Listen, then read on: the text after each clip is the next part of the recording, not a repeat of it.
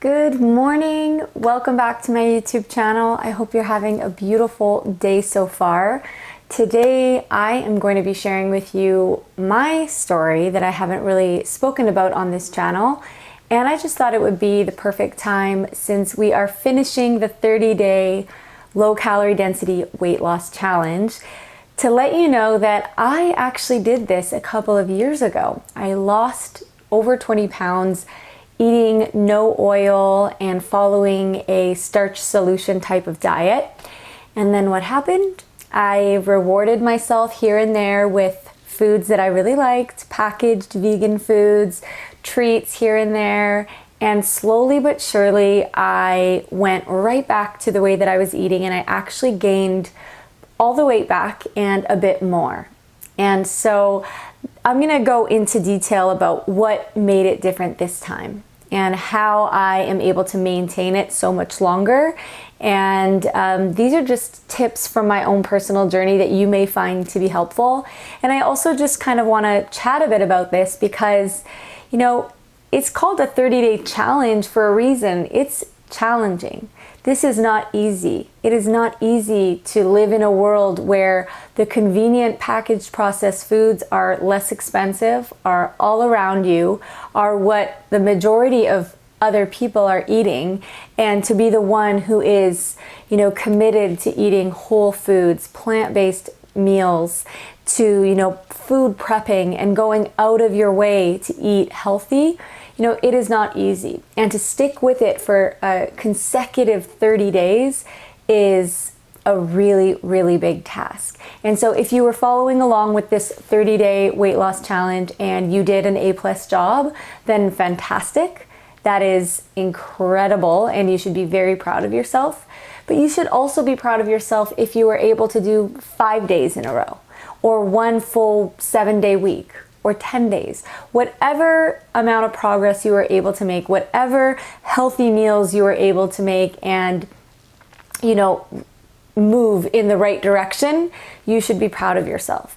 And that's why I kind of want to share with you the fact that I didn't get it on my first go round. You know, I didn't have all the tools to stick with it long term. I didn't really make habits and routines that were going to support this lifestyle for more than however long I did it the first time. And some of you have commented that you found my videos from a few years ago when I was blonde and living in Canada and in my 20s. And I was sharing about how I gave up peanut butter and, you know, I lost this weight. And so since then, I did gain it back, and quite quickly. You know, when you consider, you know, 30+ pound weight gain in a couple of years, you know, that's quite a big difference. So I was going right back to the oil, to, you know, putting scoops of peanut butter in my oatmeal and even in my smoothies, eating pizza, like vegan pizza, vegan cheesecakes, vegan, every kind of delicious food that you could think of. I just went all the way back to it. And I guess when I really felt it, because it was so slow and steady and no one ever mentioned it to me, not a single person that I know even commented that, oh, you look bigger. And I guess that makes sense, because who would say that? And I feel like I almost didn't know it. Like, it wasn't a conscious thing where I gave up my low calorie density way of eating before, or that, you know, I don't even know if I called it that. I think it was more starch solution. But either way, there was no point where I decided, hey, I'm going back to processed foods. It is so slow and steady and tiny little decisions that kind of add up, and before you know it, you're back to eating chips and all of these things. And I didn't even really notice it. There was a moment where I kind of felt uncomfortable, and that was when Alex and I went to Thailand, and that's actually when he proposed to me. So it was such a happy time. It was such a happy trip. But I had the intention to vlog while I was there, and to film videos, and to take lots of pictures, and to just share that journey and that experience. And I was really excited to do that. Yet when I was there, I didn't film myself. I made excuses like, oh, I just wanted to be in the moment and I didn't want to film.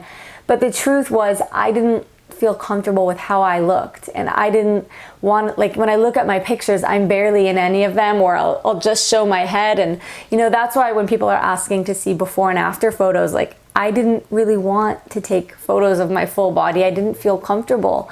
I was, you know, approaching 140 pounds, and you know, that's not a very high number. I'm not here to, I don't want to make anyone else feel bad by, that's why I don't really talk about numbers all that much. But for me, at 5'2.5" with quite a petite frame, an extra, you know, 30 plus pounds on top of what I currently weigh, I felt very different and I felt uncomfortable. You know, I love dresses, thank goodness. So I was just in my, you know, flowy dresses. I didn't fit into jeans, the jeans that I already had. And so anyways, so I'm going to share with you in this video, I've got a little note card here that I'm going to read off of, and I've got, I think, 4 or 5 key points that if I could tell myself back then, the first time I did it, or, you know, talk to anyone who's just starting out with wanting to make a big healthy diet change, lifestyle change, and make it last long term, this is what I would tell that person. And, you know, before any of that, I just want to say, there's a quote from Dr. Jen Hawk, who I love. She is, she's fantastic. I will put some links to her videos in the description box down below. And she is, she has a podcast called Beat Your Genes with Dr. Doug Lisle, which I listen to all the time. And something that she says as a recovering alcoholic, and not that I'm comparing the two, but just when it comes to addictive behavior, she says that relapse is part of the recovery. And that's kind of how I feel when it comes to making any positive change. Sometimes we let our perfectionism take over, and just checking my mic, sorry. Sometimes we let our perfectionism take over and let it convince us that, you know, if we go back to junk food for a week, that means we failed and that this whole way of eating doesn't work for us, and then we just give up.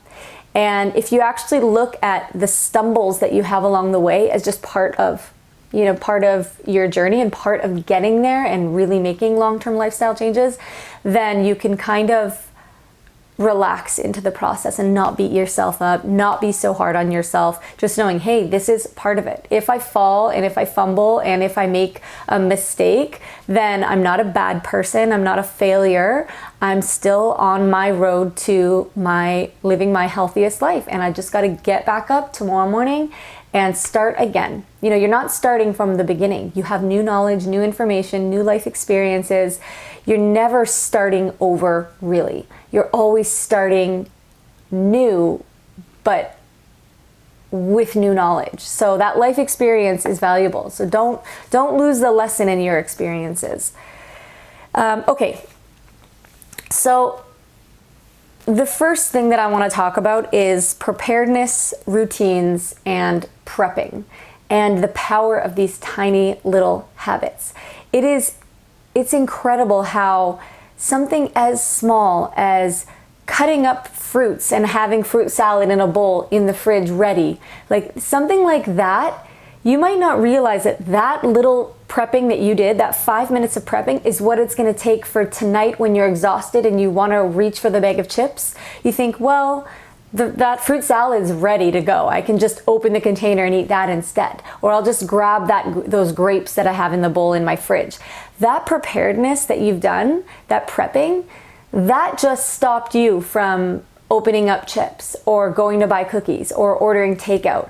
Every time you can prep yourself and have healthy food readily available, that is something that is so helpful and beneficial for you to develop these healthy habits. Because the reason fast food and junk food and packaged food, protein bars, granola bars, all these things, the reason they're so, other than the fact that they're calorically dense and delicious and salty, sugary, all of that, the reason that we go for them often is just convenience. We are creatures who follow the path of least resistance. Who would honestly say that they would rather put an hour into prepping and cooking a meal and peeling the vegetables and making the soup, or would you rather just buy food that's already ready, like takeout, and get like veggie burgers or whatever that's like, order a vegan pizza that's delicious and easy and you don't have to do anything. Inexpensive, someone else cooks it, someone else delivers it for you, and there's no cleanup because you just throw out the box after. Like, obviously that is going to be the path of least resistance, and when you're hungry, that's where your mind's gonna go. That's where you're just gonna say, you know what, I've had a long day, and you convince yourself of things like, I just deserve it, I've worked so hard, I deserve that. And then before you know it, that is your go-to habit. And eating the fruit and veggies somehow becomes a thing of the past, and it's not in the forefront of your mind anymore. And then all of a sudden 4 months have gone by and you're like, oh my gosh, I've been eating cookies every day. How did that happen? Because yes, that happened to me. I love peanut butter cookies, and I could eat a row or 2 rows in a day of cookies. And there's like 3 rows in a box. So if you think of a bag of Oreos, for example, I could eat half of a pack in a day because I would dip them into like tea, and 8 would be gone like that. And so that's gonna lead me into my next tip. And that is being honest with yourself about your tendencies, about your habits, and about your personality, honestly. You might look at other people, and I often did this, where I would look at people who were so good at moderation. My mom and I have actually commented on this many times, where we'd be out for a meal and we'd look at some girlfriends on a date. Like, there'd be 3 girls and they'd be sharing like one dessert, and they'd have like a spoonful each, and then half of the dessert would be left on the table, and then they would leave. And I'm like, I could never. I'd be the one to be like, I'm getting my own dessert, maybe 2, I'm finishing it now, and like, boom, boom, boom, boom, like nothing else is on my mind but eating that. Like, I don't have that, I don't know if it's willpower or it's just a different personality, just moderation comes easier to some than others. But once I was honest with myself and I stopped, beating myself up because I wasn't good at like limiting myself, and I just realized, hey, why don't I just eat foods that I don't have to limit myself? When I'm eating baked potatoes, or when I'm eating a bowl of grapes, or eating, whatever, a chickpea salad that I've made, I don't have to think like, okay, I can only have, 4.5 bites of this, and then I need to stop because that's too many calories. Like, that's just never been me. That's never been something that I've even wanted to do or been interested in. And the fact that it works for other people, there's many systems where you count points and you count grams and micrograms and ounces of this, and you write it all down.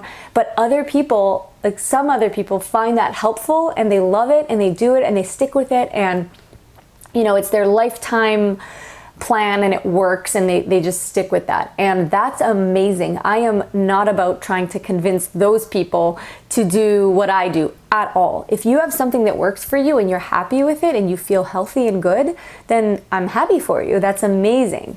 But I know there are a lot of other people who are like me and find moderation challenging, and that doesn't come naturally to them. They want to eat until they're comfortably full, and until they are, they're thinking about food and what are they going to get next, and what's for dessert, and what snacks do I have at home. And that's how I am.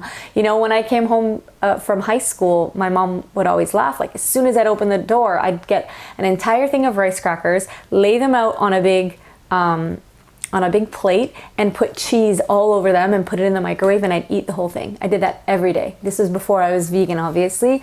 But like, I've always, when I'm hungry, I want to eat, and I want to eat till I'm full. And that's just how I am. And so knowing who you are, knowing your tendencies, and then you can build your habits and routines and your environment around that. But if you're not honest about who you are and how you are, then you're kind of living in a delusional kind of, and I don't mean that disrespectfully, but you're pretending that you're someone that you're not, if that makes sense. And then when you falter, you're just going to beat yourself up and say, what did I do wrong? Well, once you can admit, like, hey, I'm not good at moderating this, then what else can I do? Then you can really, set up routines that work for you. Let's see. Next, dining out and travel, and making exceptions in general. I find that this was something that, sorry, I haven't had any of my tea and it's going to get cold.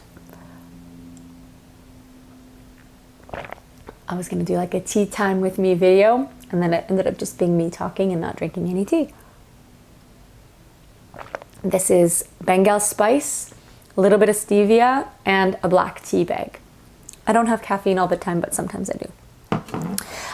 Okay, so dining out and travel, I had to be honest with myself that, you know, when you make exceptions, is it worth it?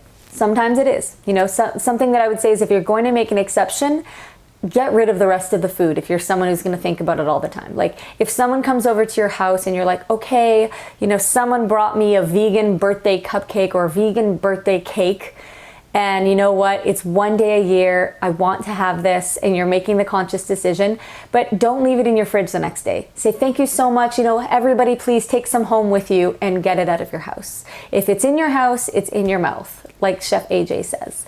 And how true that is, I cannot even explain. Because if you don't eat it tonight or tomorrow or the next night, eventually you will eat it. In a moment of weakness, in a moment of hunger where you couldn't be bothered to make a meal, whatever that junk food is, whatever that food you don't want to eat, you will find a way to convince yourself that, oh, just eat it, it's fine.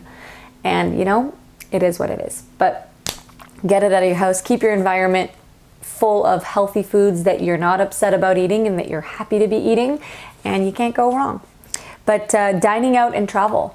Travel is a tricky one. And there's part of, you know, I get a lot of questions about people like how to make travel easy, how to make dining out easy. And I don't mean to be blunt when I respond by saying it's never going to be as easy as someone who's eating junk food, for example. Like that is just the most convenient thing that you could possibly do. And it's like for $1, you can buy a burger and fries or whatever, you know, it's just cheap food that is full of sugar, oil, salt, chemicals, and it's processed like you wouldn't believe, is so easy. And if that's what you want to eat, or if that's what you are eating, then yeah, that's going to be readily available. If you're at the airport, if you're at a trade show, if you're at a convention center, if you're at the movies, that's everywhere. So if you are making a conscious effort to eat whole plant foods without oil, without added salts and sugars and chemicals, then yeah, you are going to have to put in work.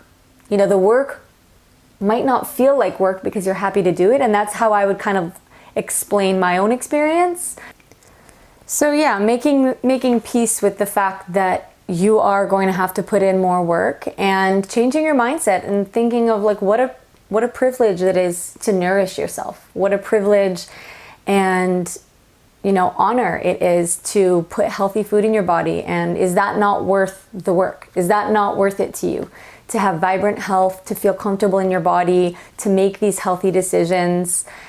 I think that it is worth it. And that's why I don't think I ever complain about having to go out of my way. And, you know, when other people are eating food that smells delicious and, you know, it looks great and we're out to dinner, I never say, I wish I could eat that. I just don't. And that's not me, you know, saying that, you know, you shouldn't feel that way, but just for me personally, like I am making this conscious choice and I'm happy to do so. No one's forcing me to eat this way. I could go back tomorrow and have vegan cheesecakes every day and nothing, you know, no one would say anything. This is between me and myself and my own decisions and what I want to do to feel my best. And so when it comes to travel, yeah, it's going to be trickier. You have to prep. You have to bring stuff with you. If you're going on a train, a plane, a boat, whatever, you might have to fill your bags with fruit and vegetables and, you know, chop everything up and make meals and put them in Tupperware containers. And other people can just go and grab a hot dog or go and grab a grilled cheese sandwich or go and grab, you know, whatever. But it's, you know, it is what it is. Next, social pressures. Now, these are real. And this is going to happen more than likely to you if it already hasn't. And it could be that someone kind of comes up to you all confrontational and says, what's the big deal? You're at a party. Just eat the pizza. Just eat that, you know, cheesecake. I thought you're vegan. This is a vegan cheesecake. I bought it just for you. Eat it. You know, you may come face to face with these type of situations and they're not always easy. But as you continue to eat this way, I think people that you see day to day and often, they will get the hint that this is just how you are now and this is your new lifestyle and it will get easier. But at first it can be a little bit uncomfortable. And I would say not trying to convince other people. That's a big one. People can really feel almost threatened and almost like you're trying to be superior or you're healthier than they are. And so if you start to say like, didn't you know that if you have too much oil, that this, that, and the other, and eating meat and eating this and eating that, that can make people feel like you're insulting them and insinuating that you're healthier and better than they are. And do you really want to get into that type of a battle? Is that what this is all about? For me personally, I understand that everyone has the choice to eat what they want to eat. I have respect for other people having their own choices as to what goes in their body. And if someone's genuinely curious, you will know. When someone's coming from like a loving, curious place and they're like, hey, I've never heard of this way of eating. What is calorie density? Or what's a plant-based diet like? Or how do you order at restaurants? Then you can like share with them. But if someone's coming at you and it's in a critical way and they're like, where do you get your protein and da da da da, then I choose to kind of bow out respectfully of those types of conversations.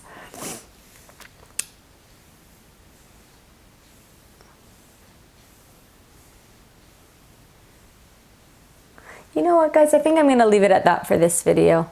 I just want to remind you to love yourself no matter where you are on your journey. You could have done one day of the 30-day low calorie density challenge, or maybe you just watched all the videos and you thought, I'm not ready to do this yet, but this is something I'm interested in and I might give it a try. That's okay. Start with one meal. Start with one meal so that you don't pressure yourself into starting something and feeling like I'm a failure if I don't stick with a whole 30 days or if I don't do it for the rest of my life. Can you commit to finding one interesting looking recipe that is low calorie density, that has a filling wet starch? Maybe it is a sweet potato black bean chili. That's something I've made on my channel before. And maybe you're like, that sounds really good. And I like hickory flavored things, and that's got garlic and liquid smoke in it. And I think I would love that kind of a flavor. So I'm going to try that this weekend and I'm going to make that recipe and eat that.